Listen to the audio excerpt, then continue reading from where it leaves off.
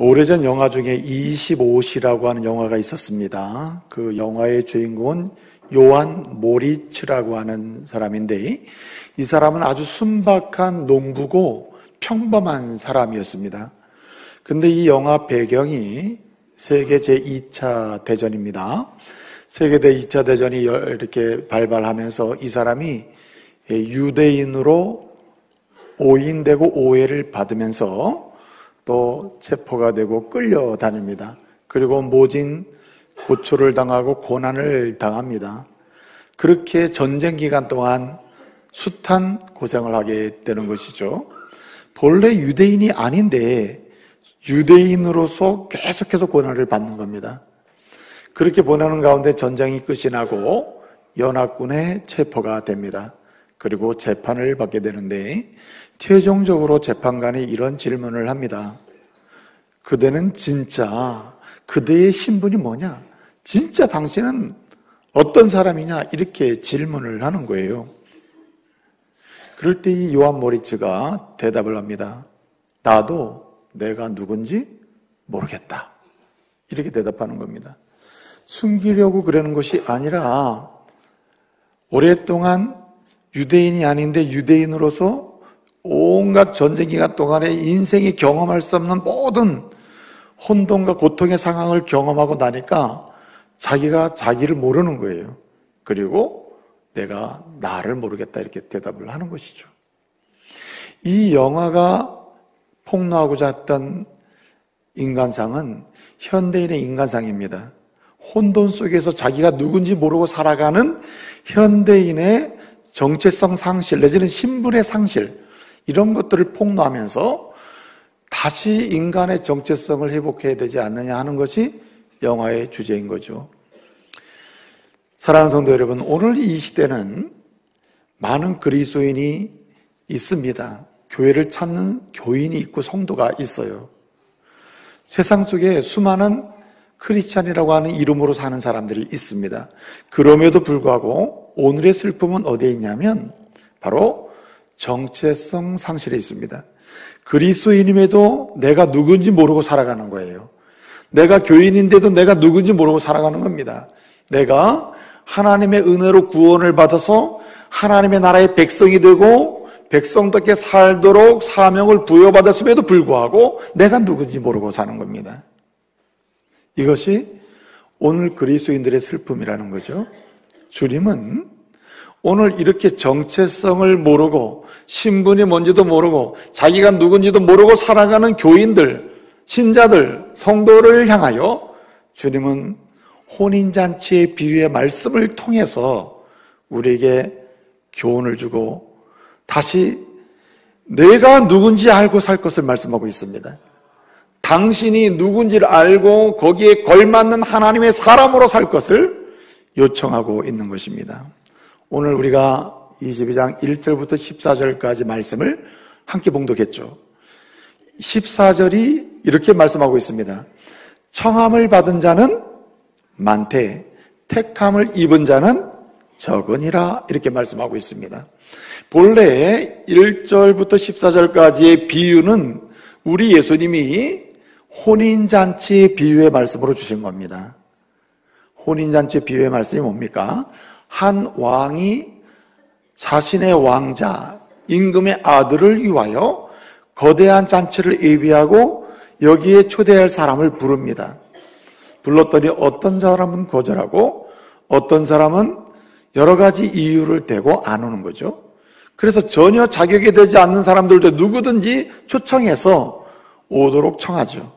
그때 수많은 사람들이 자리를 채울 정도로 꽉 채우는 그런 잔치가 벌어졌습니다. 드디어 잔치를 한참 즐기고 있을 때 왕이 온 손님을 보기 위하여 잔치를 배설하는 왕이 등장을 하죠. 왕이 와서 보니까 다 예복을 입고 잔치에 걸맞는 예복을 입고 와서 잔치를 즐기고 있는데 한 사람이 예복을 입지 않았다는 겁니다. 그를 끌어내서 밖으로 내던지라. 그리고 슬퍼하며 이를 감이 있으리라. 이렇게 저주를 하십니다. 이 혼인잔치의 비유의 말씀을 하시면서 결론을 14절에서 내고 있습니다. 청함을 받은 자는 많지만 택함을 입은 자는 적다. 이렇게 말씀하고 있는 거예요. 사실은 14절 말씀이 여기 청함을 받은 자는 많지만 택함 입은 자는 적다. 이렇게 말씀하는데 결론인데 이 말씀에 번역이 안 된 헬라어 단어가 하나 있습니다. 14절에 가르라고 하는 건데 본래 14절 말씀이 이렇습니다. 폴로이, 가르, 클레토이 이렇게 되어 있습니다.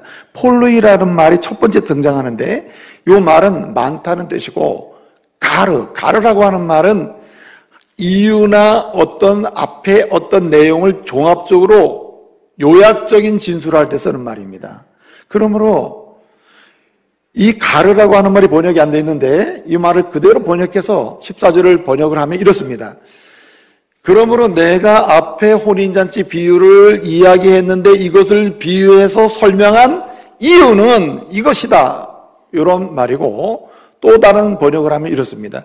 내가 앞에 혼인잔치 비유의 말을 여러분들에게 전했는데 이 비유를 통해서 내가 주고자 하는 교훈은 여기 있다.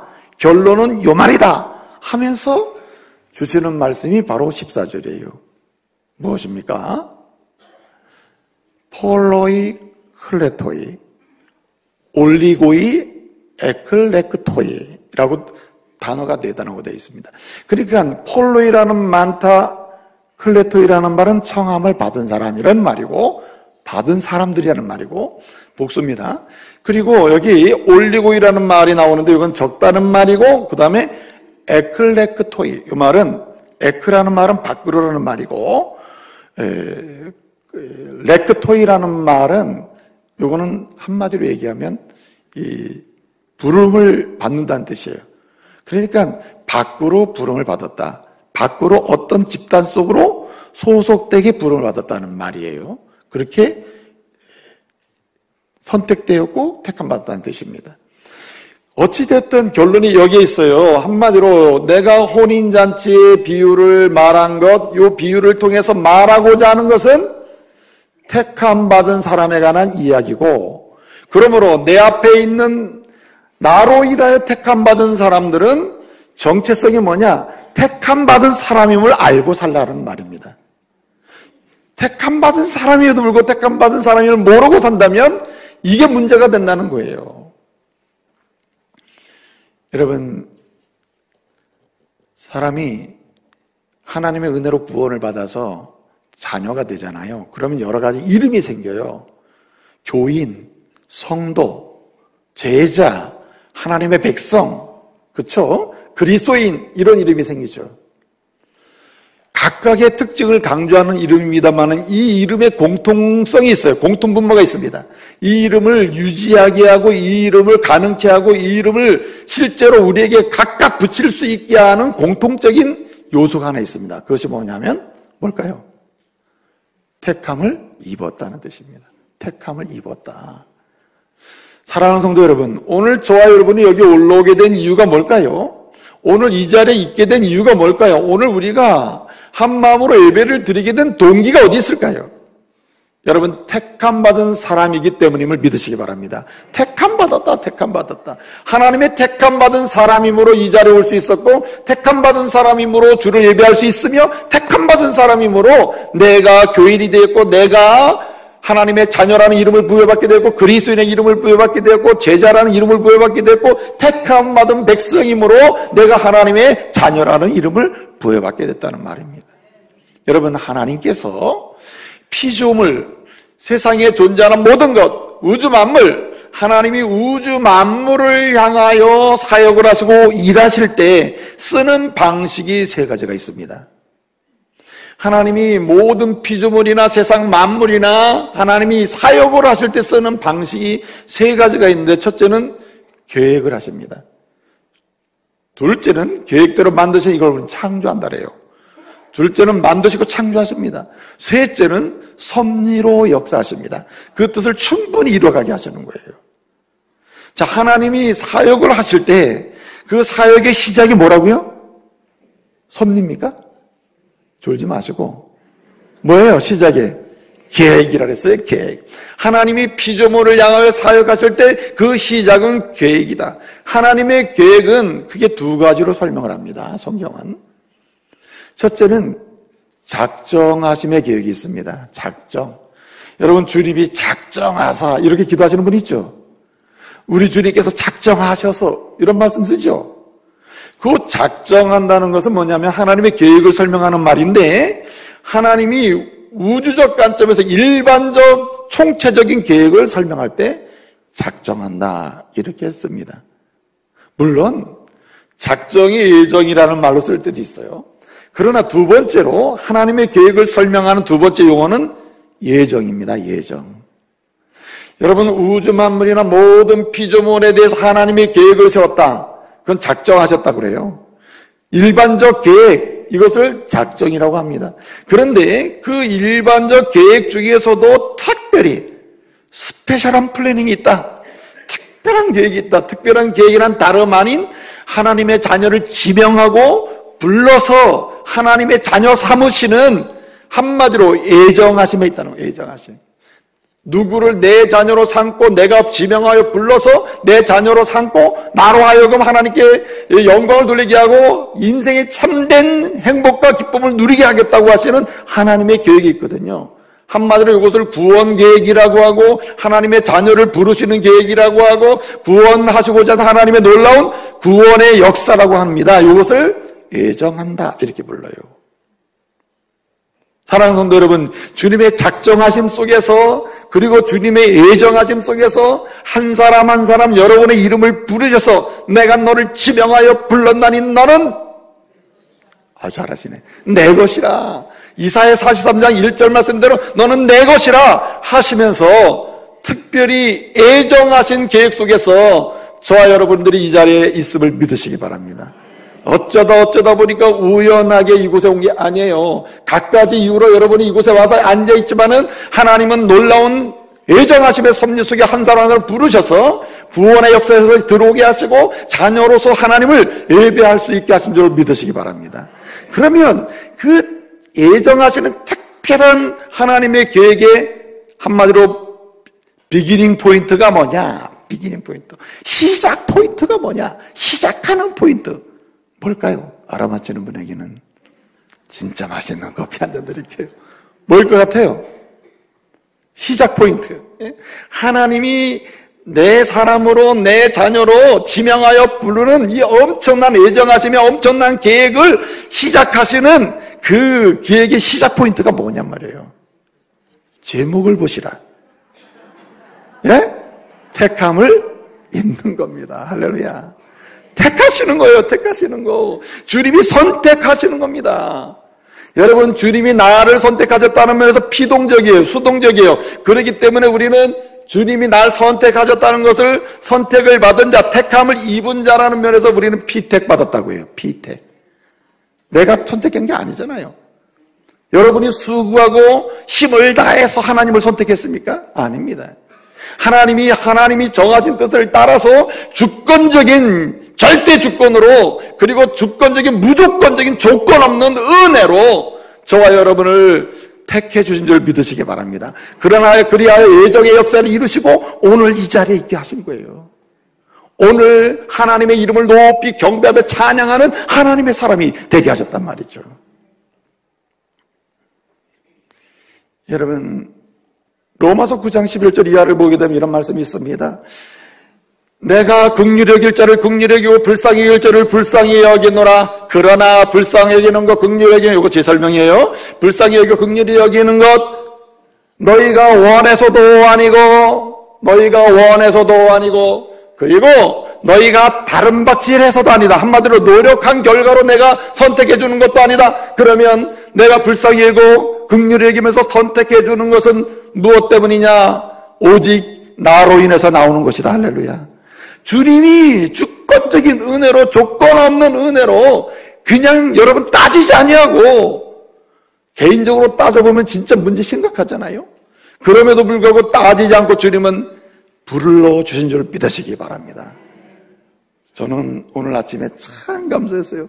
나 같은 사람을 주님이 정말 이렇게 선택하셔가지고 때에 맞춰서 은혜 복음을 듣게 하시고 그리고 그 복음에 성령 안에서 응답하게 하셔가지고 거듭나게 하시고 말해요. 주여 내가 죄인입니다. 죄인임을 깨닫게 해가지고 주님밖에 없습니다 믿게 하시고 주의 거룩한 의가 내게 전가돼서 주님 때문에 내가 죄에서 거룩하게 되었구나 의롭게 되었구나 그 은혜를 생각하면 너무 감사해요. 그것도 감사한데 나 같은 사람을 여러분 이렇게 목사로 세우셔가지고 하나님 말씀을 전하는데 두려움을 가지고 어떻게 할 줄을 모르잖아요. 그래 이 두려움을 이겨내면서 이 자리에 서서 겨우라도 말씀을 전하게 하시니 얼마나 감사한지 몰라요. 할렐루야. 이게 다 어디서 시작되는 거예요? 택함을 입었기 때문에 가능한 거예요. 할렐루야. 오늘 우리 성가대원들이 얼마나 아름다운 찬양을 올렸습니까? 최근에 들은 찬양 중에 이와 같이 아름다운 찬양이 있냐 말이에요. 없잖아요. 그런데 이런 찬양을 하나님께 드리면서 얼마나 영광스러운 찬양을 앞에 서서 이렇게 드리냐 말이에요.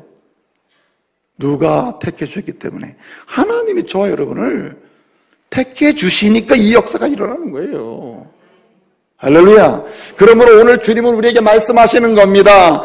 내 앞에 있는 여러분들이요, 내 말을 듣는 여러분들이 정신 바짝 차리세요. 여러분들이 누군지를 알고 살아라. 정체성을 알고 살아라. 신분성을 알고 살아라. 여러분은 전능하신 하나님, 은혜의 하나님, 참으로 이 우주 만물을 창조하신 하나님, 모든 것을 주관하시는 섭리하신 하나님, 그리고 역사하시는 그 하나님이 여러분을 뭐 했다고요? 택했다. 내가 너를 지명하여 불렀더니 너는 내 것이라. 두려워하지 말라. 놀라지 말라. 내가 너와 함께한다.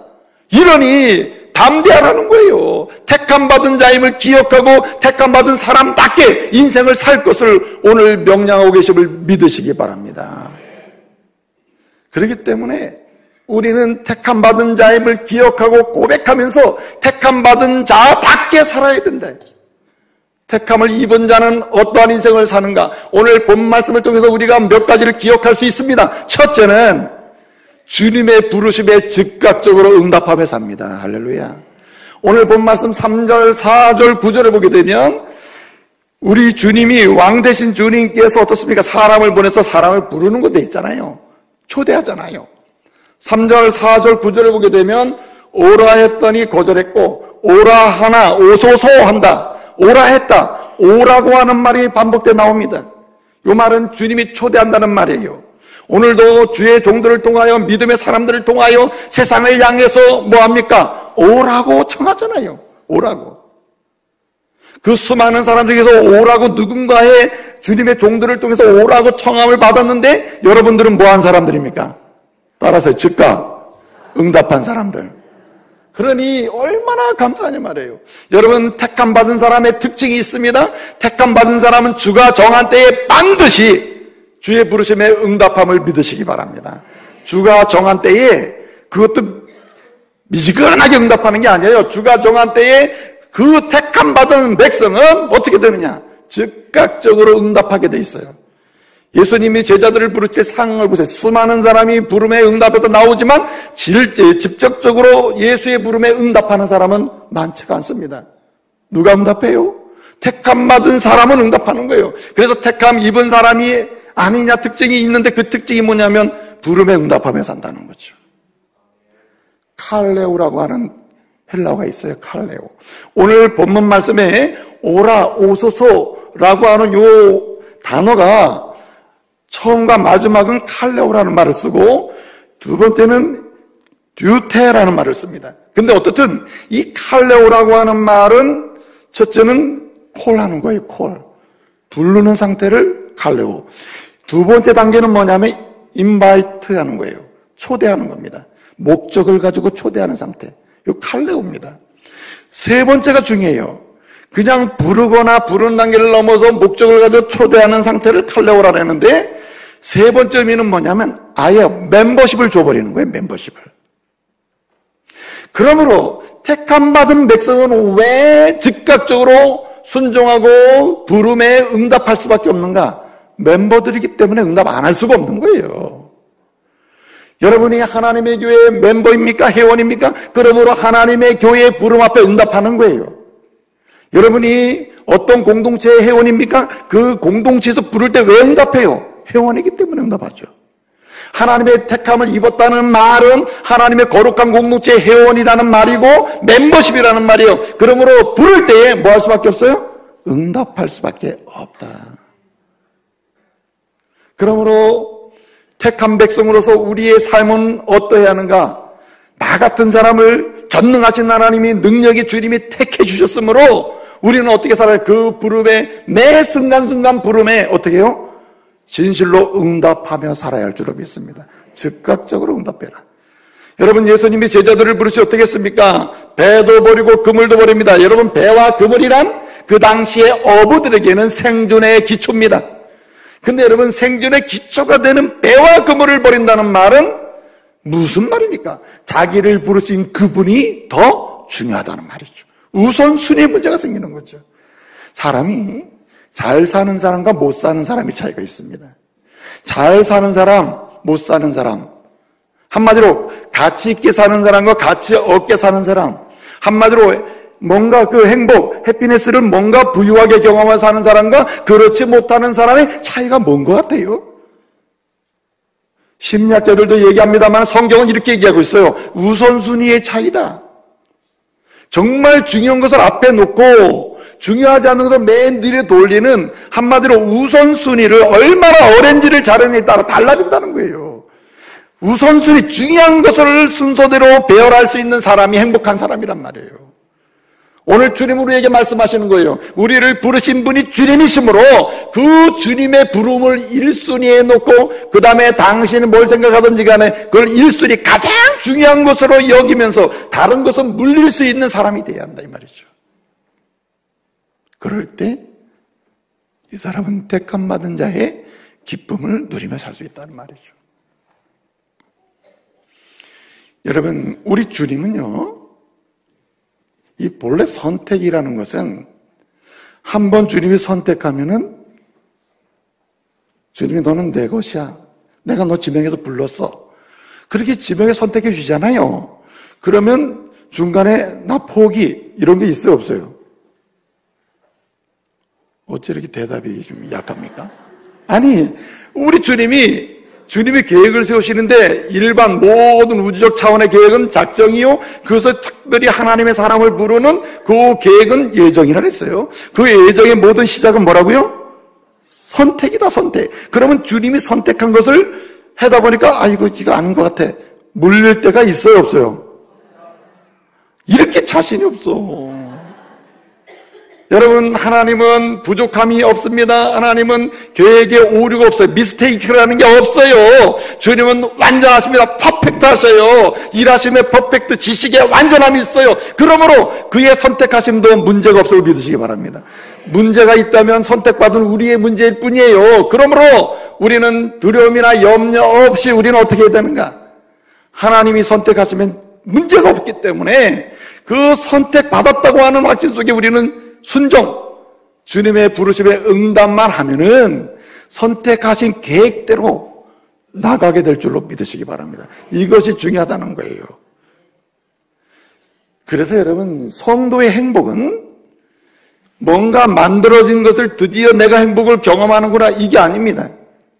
주님이 나를 지명하여 불렀으니 주님의 것이구나. 나는 주님의 응답하며 살리라. 응답하며 살아갈 자체가 여러분 행복인 줄 믿으시기 바랍니다. 안전하잖아요. 가나안농군학교 교장 선생님이셨던 김용기 장로님 계십니다. 소천하셨죠.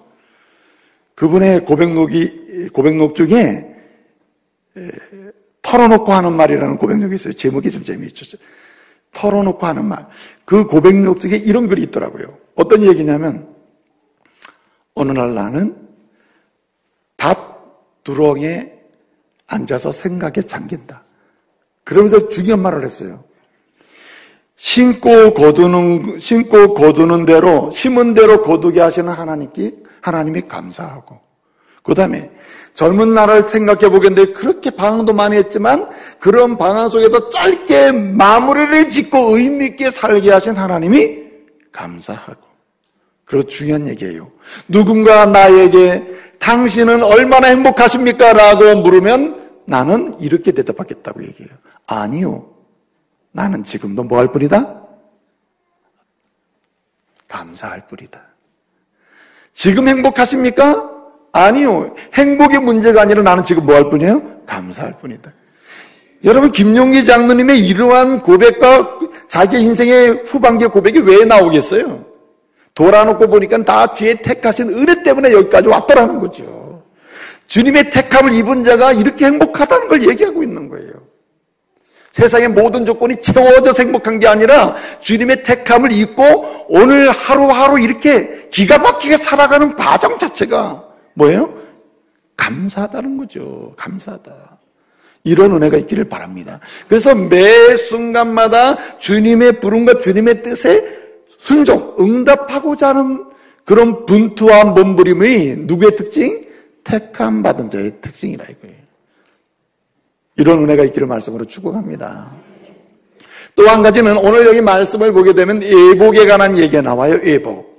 예복을 입었느냐 안 입었느냐의 문제가 나옵니다.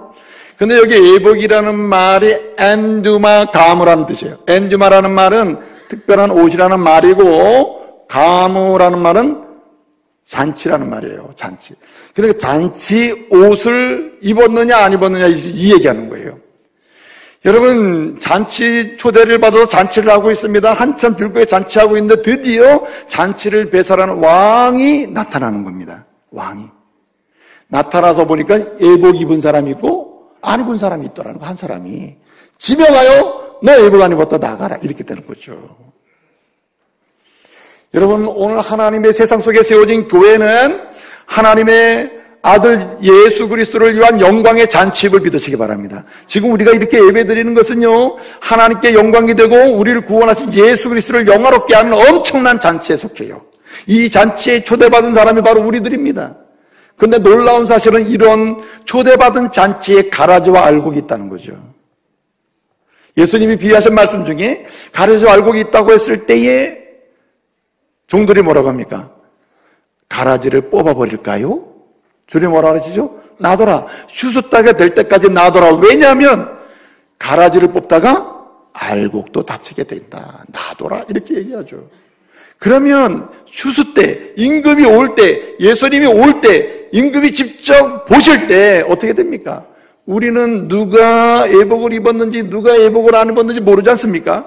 그러나 왕은 아시는 거예요. 아마도 그때 왕이 올 때까지 잔치를 즐기고 먹고 마시고 있을 동안에는 서로가 다 예복을 입은지 알았을지도 모르겠어요.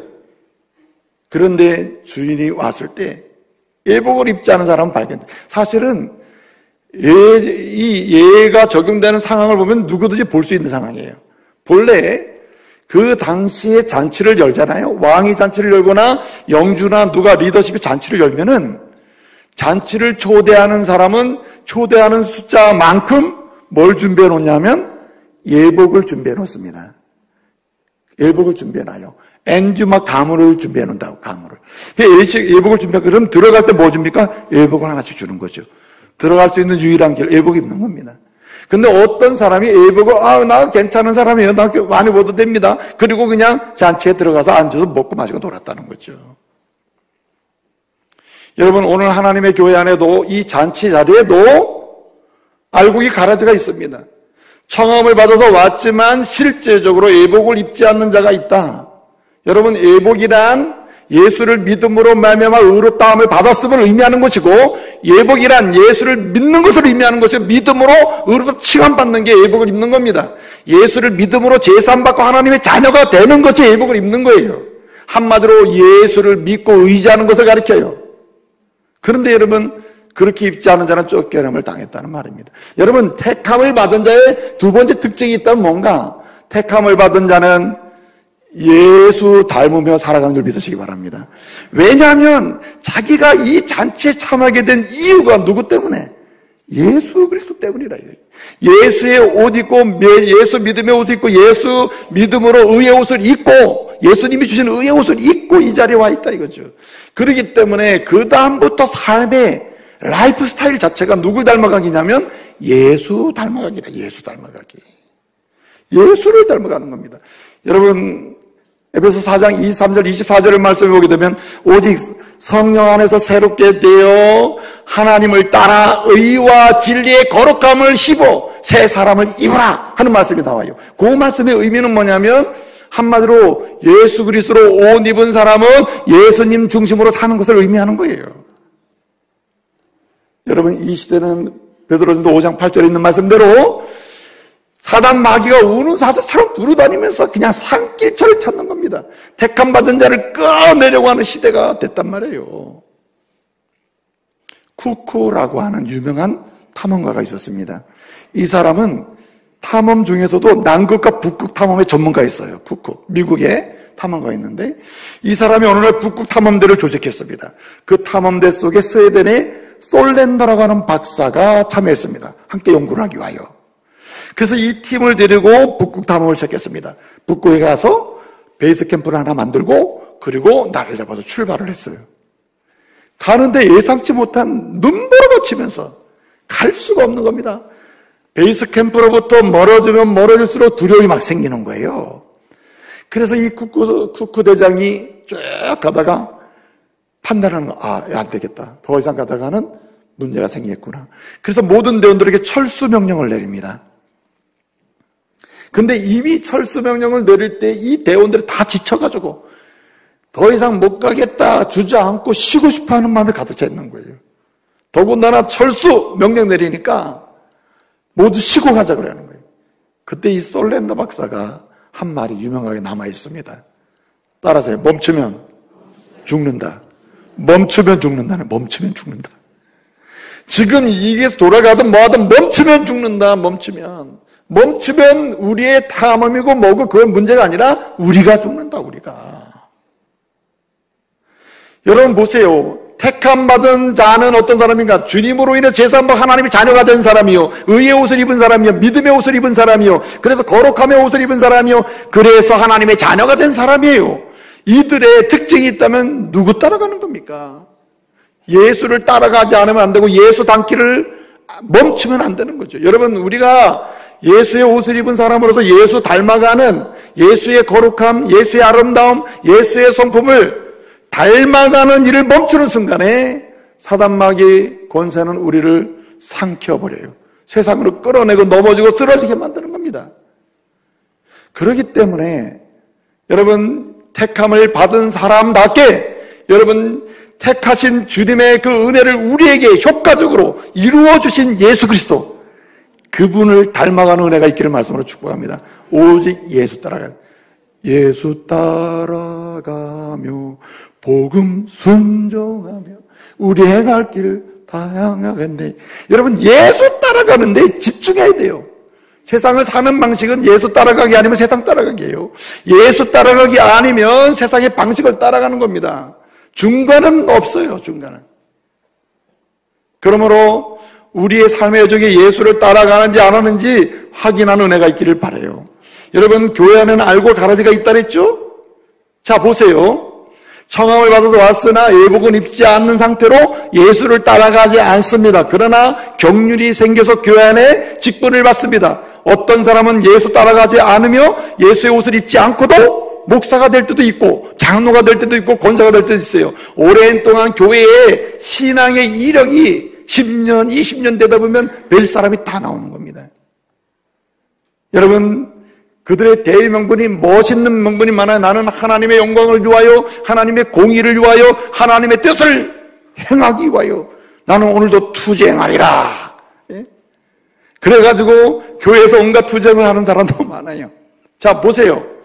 묻습니다. 택함을 받은 자는 예수 따라가는 사람인데 예수 닮는 일에 멈춤이 없는 사람이다. 멈추면 죽는다. 이런 생각으로 사는 사람인데, 이런 사람이 하나님의 정의와 하나님의 계명을 성취하고 하나님의 은혜를 견고하게 유지하기 위하여 악을 쓰고 사람의 멱살을 잡고 한바탕 할 수 있나요? 묻잖아요. 저는 주님의 영광을 위하여 오늘도 내가 투쟁을 하겠습니다. 온갖 세상 사람보다 더 지독한 인격이 모독이고 생명을 멸시하는 온갖 악한 말을 퍼부으면서 하나님의 교회를 지키겠다고 하는 그 순수하다고 주장하는 그런 명분으로 싸우는 사람을 택함을 입은 자라 할 수 있나요? 어째 이렇게 대답이 중요한가요? 없습니다. 나는 신앙의 양식은 도대체 인정할 수가 없어요. 도대체 인정할 수가 없다. 성령이 계시고 예수가 계시고 하나님 앞에 계시다면 못하죠. 아무리 악한 사람도 부모 앞에서 악한 말 합니까? 요즘 뭐 그런 시대가 됐습니다만은. 그러나 적어도 전능하신 하나님 나 같은 죄인 살리기 위하여 주님의 엄청난 계획 속에서 예정하시고 나를 선택해 주셨는데 내가 어떻게 못하죠. 이렇게 얘기해 봅시다. 어쩌다가 그랬다 쳐요. 어쩌다가 주님을 위해서 살겠으면 하다 보니까 악을 쓰며 세상의 정욕과 음란한 언어를 써서 교회 안에서 그렇게 소리를 쳤다 칩시다. 진정 택함을 입은 자라면 그 뒤로 뭐가 나와야 되죠? 눈물의 회개가 있어야죠. 근데 그것을 지속적으로 유지하며 1년이 가도 2년이 가도 나는 이런 사람이야, 주를 위해 살 거야 하고 있다면 누가 그를 보장하냐 말이에요. 주님은 아십니다. 우리는 몰라요. 마지막이 될수록 가라지는 절대 교회를 안 나갑니다. 교회 안 나가요. 주님 오실 때까지 안 나가. 왜 안 나가는? 목적이 뚜렷해. 사단마귀의 종로로 타는 가라지는 하나님의 교회를 흔들어서 그나마 있는 성도도 나가게 하고 교회에 들어오지 못하게 하는 목적이 뭡니까? 가라지예요. 예복 입지 않는 사람들의 목적이라. 그러므로 마지막은 아무리 견디고 숨어 있더라도 주님 앞에는 꼼짝 못하게 되는 것이죠. 여러분, 가정은 교회 안에 뭐라고 그랬죠? 가정은 교회 안에 뭐라고 그랬어요, 제가? 따라서 가정은 교회 안에 작은 교회다. 교회 안에 작은 교회가 가정입니다. 그런데 여러분, 남편이 하나님의 택함을 입은 남편이요 아빠라면 아내가 또는 자녀가 정말 세상적으로 온갖 문제가 있어도 고통을 당한다 하자 합시다. 그래서 더 이상은 안 되겠다 해가지고 악을 쓰고 그리고 온갖 세상에 더러운 말을 다 써서 주님 내가 주의 법대로 뭔가 의를 행하겠습니다 라고 한다면 택함을 입은 자를 할 수 있는가? 여러분, 어떤 어려움이 있을 때 결말을 우리가 낼 수는 없습니다. A든 B든 C든 결론은 마지막에 나게 될 거예요. 그러나 마지막 결론이 날 때까지 믿음의 사람들, 택함 입은 자가 취할 태도는 주님 따라가는 겁니다. 실패하고 손해볼 것처럼 보이죠. 반드시 이깁니다. 내가 세상을 이기었노라 담대하라. 우리에게도 말씀하시지 않습니까? 두려워하지 말라는 거예요.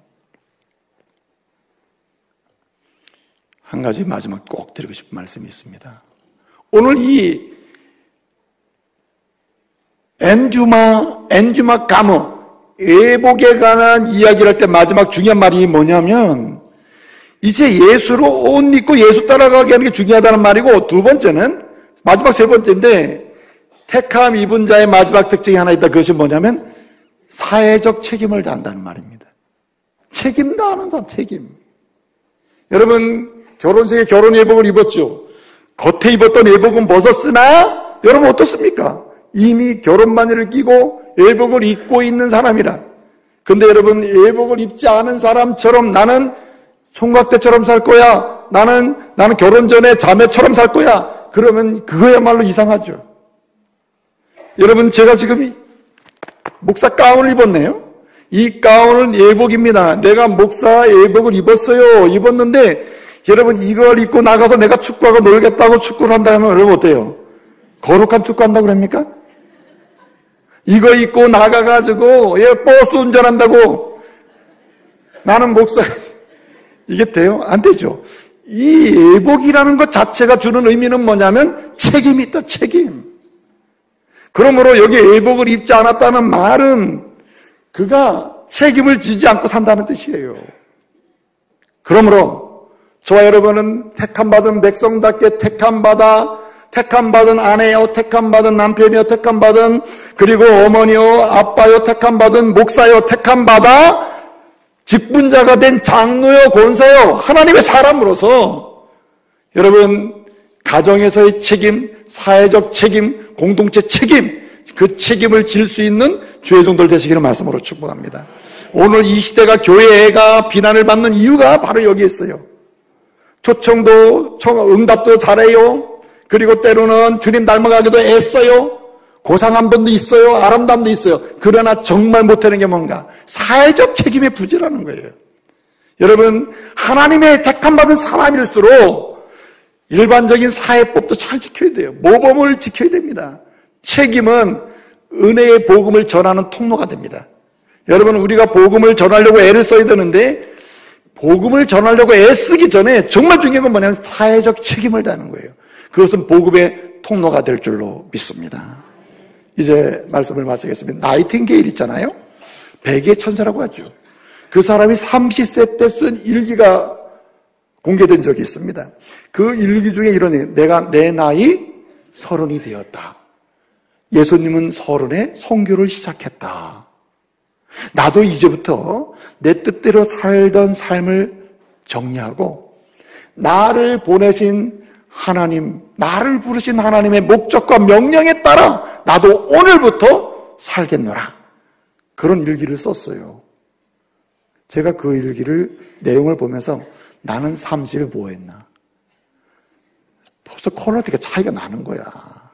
예? 여러분, 오늘 이 순간에 여러분이 택함 받은 자라는 사실을 기억하고 확인하면 여러분 앞으로 인생은 달라질 줄로 믿습니다. 확실히 달라질 거예요. 나이팅게일에게 기자들이 질문했습니다. 당신은 어떻게 이렇게 성공적인 인생을 살았습니까? 그랬더니 이 사람이 하는 말이 이렇게 얘기해요. 내가 성공적인 인생을 살았다면 그 삶 비결은 딱 하나입니다. 그것은 뭔가? 그것은 나를 부르시고 나를 택하신 그분의 뜻에 내 인생을 뭐예요? 맡기며 살았다. 이 말이 무슨 말이냐? 택함 받은 자로 살았다는 거예요. 저와 여러분이 택함 받은 자임을 기억하시고 하나님의 부름에 응답하면서 예수 닮아기에 집중하면서 특별히 사회적 책임을 다하면서 주님의 택함 받은 자의 은총을 경험하는 주의 종들 되시기를 말씀으로 축복합니다. 기도하겠습니다. 은혜로우신 아버지 하나님 감사합니다. 오늘 택함 받은 자라는 어떤 자인지 다시 말씀을 통해서 묵상하고 새롭게 결단하였사오니 우리의 삶의 여정의 주인이 되어 주시옵소서. 예수님의 이름으로 기도합니다. 아멘.